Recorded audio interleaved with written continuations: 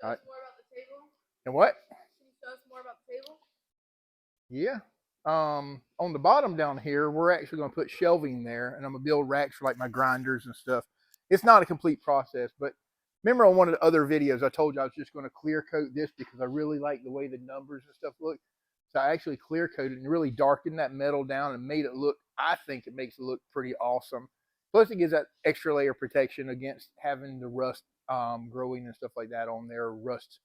Um, on the top also we sanded it down, we waxed it. So you sand it, you use WD-40 and a Brillo pad. You sand it all down really nicely and then you put wax. And what that does, it helps keep the metal where it's the moisture in the air is not going to rust it. So it should last quite a while. And I'll do that about every 3 to 6 months, depending on the moisture. We're in Florida, so we get moisture. So I'll probably wax it about every 3 months. That way I make sure that I'm not having my table rusting because I want this to stay as flat as I can possibly keep it. Now my other beater table here, you can look at the surface of this one. You know, I got it on wheels. This is what I started off my weld fab shop with. This thing's got a lot of years behind it. My old railroad tie anvil, old.